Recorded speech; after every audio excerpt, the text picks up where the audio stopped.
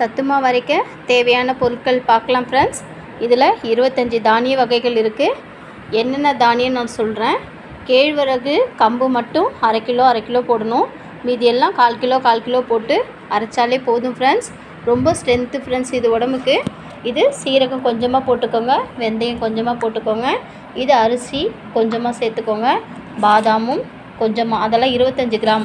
ஏலக்காய் வாசனைக்காக கொஞ்சம் சேர்த்தா போதும். இது சிகப்பு ராஜ்மா, சிகப்பு அரிசி, பார்லி, மக்காச்சோளம், அப்புறம் வெள்ளைச்சோளம், கோதுமை, சம்பா கோதுமை, சுக்கு, பச்சைப்பயிறு, இதுவும் சோளம், வெள்ளைச்சோளம், கருப்பு மூக்கடலை, கருப்பு உளுந்து, இங்கே பாருங்கள், குதிரைவாலி அரிசி,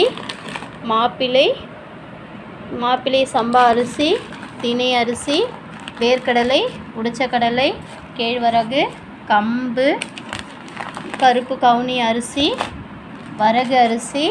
பாருங்கள் ஃப்ரெண்ட்ஸ், மொத்தம் 25 தானியம் இருக்குது. இதோடு நான் உங்களுக்கு முந்திரி காட்டலை. முந்திரி வீட்டில் இல்லை, அதையும் சேர்த்துக்கோங்க. கொஞ்சமாக பெருங்காயத்தூள் சேர்த்துக்கோங்க ஃப்ரெண்ட்ஸ். இது எல்லாத்தையும் ஒன்றா தனித்தனியாக வறுக்கணும் ஃப்ரெண்ட்ஸ். தனித்தனியாக பொன் வரவலாக வறுத்து நம்ம ஜெலிச்சு வச்சுட்டு காலையில் டைமில் நம்ம கஞ்சி மாதிரி செஞ்சு கொடுக்கலாம் ஃப்ரெண்ட்ஸ். சுகர் பேஷண்ட்டுக்கும் சரி, நார்மலான நம்மளுக்கும் சரி ரொம்ப ரொம்ப ஹெல்த்தி ஃப்ரெண்ட்ஸ். ரொம்ப ரொம்ப ரொம்ப ரொம்ப எனர்ஜி கொடுக்கும். ஒரு டம்ளர் குடித்தா போதும், காலையில் எல்லா ஸ்ட்ரென்த்தும் நம்மளுக்கு கிடைக்கும் ஃப்ரெண்ட்ஸ் இதில். அது மாத்திரம் இல்லாமல் சுகர் பேஷண்ட் அப்படின்னா கொஞ்சம் கல்லுப்பு மட்டும் போட்டால் போதும் ஃப்ரெண்ட்ஸ். இப்போ நார்மலாக சாப்பிட்றவங்களுக்கு நாட்டு சக்கரை போட்டு சாப்பிட்டாலே ரொம்ப எனர்ஜியாகவும் இருக்கும், ரொம்ப டேஸ்ட்டாகவும் இருக்கும் ஃப்ரெண்ட்ஸ். இந்த ஹார்லிக்ஸு, பூஸ்ட்டு, இந்த போன்விட்டா எல்லாத்தையும் தூக்கி போடுங்க. இந்த மாதிரி கண்ணுக்கு தெரிஞ்சு நல்லா தானியங்கள் வாங்கி நல்லா வறுத்துட்டு கஞ்சி பண்ணி குடிங்க ஃப்ரெண்ட்ஸ். குழந்தைங்களுக்கும் கொடுக்கலாம். ரொம்ப ரொம்ப நல்லது ஃப்ரெண்ட்ஸ்.